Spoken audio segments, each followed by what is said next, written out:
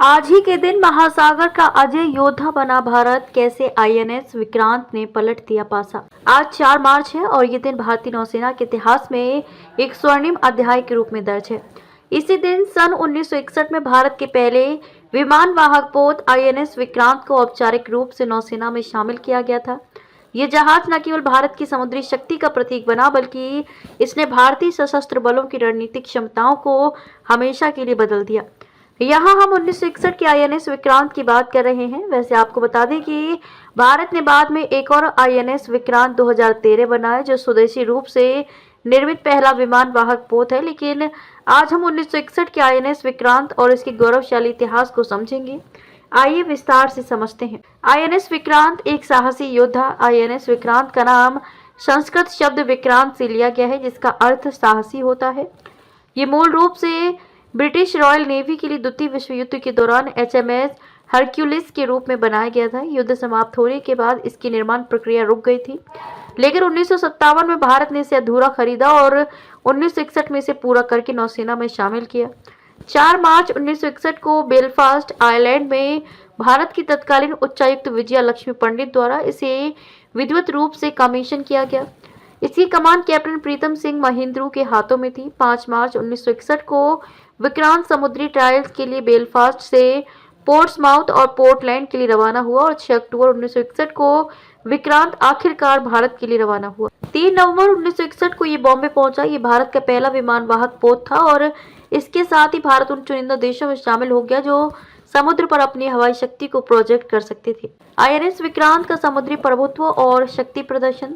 INS Vikrant के आने से भारतीय नौसेना की सामरिक और रणनीतिक क्षमताओं में जबरदस्त बदलाव आया। आईएनएस विक्रांत ने भारत को ब्लू वाटर नेवी की क्षमता प्रदान की, जिसका मतलब है कि यह अपनी समुद्री सीमाओं से दूर तक अपनी शक्ति का प्रदर्शन कर सकता था।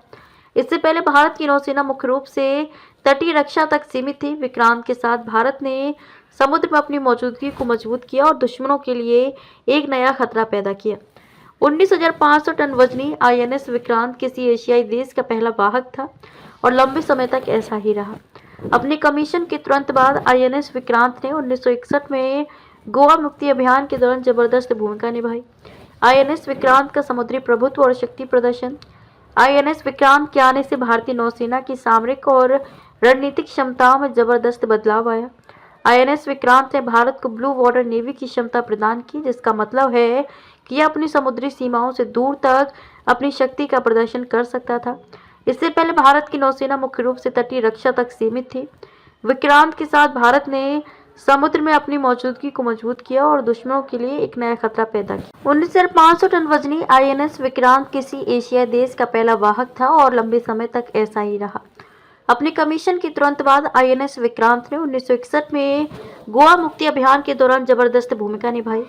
दीर्घकालिक प्रभाव। आईएनएस विक्रांत ने भारतीय नौसेना को एक नई दिशा दी। इसके बाद भारत ने आईएनएस विराट और आईएनएस विक्रमादित्य जैसे अन्य विमान वाहक पोतों को शामिल किया और हाल ही में स्वदेशी आईएनएस विक्रांत 2013 को कमीशन किया। 1961 के विक्रांत ने यह साबित किया कि विमान वाहक पोत किसी भी आधुनिक नौसेना की रीढ़ होते हैं। इसने नौसैनिक रणनीति में हवाई शक्ति के महत्व को स्थापित किया। दीर्घकालिक प्रभाव। आईएनएस विक्रांत ने भारतीय नौसेना को एक नई दिशा दी। इसके बाद भारत ने आईएनएस विराट और आईएनएस विक्रमादित्य जैसे अन्य विमान वाहक पोतों को शामिल किया और हाल ही में स्वदेशी आईएनएस विक्रांत 2013 को कमीशन किया। 1961 के विक्रांत ने यह साबित किया कि विमान वाहक पोत किसी भी आधुनिक नौसेना की रीढ़ होते हैं। इसने नौसैनिक रणनीति में अपनी शक्ति के महत्व को स्थापित किया। 1997 में इसे सेवा मुक्त कर दिया गया और बाद में इसे मुंबई में संग्रहालय जहाज के रूप में रखा गया। हालांकि 2014 में इसे स्क्रैप कर दिया गया, लेकिन इसकी विरासत आज भी जीवित है। इसके नाम पर बना नया आईएनएस विक्रांत 2013 उसी साहस और शक्ति का प्रतीक है।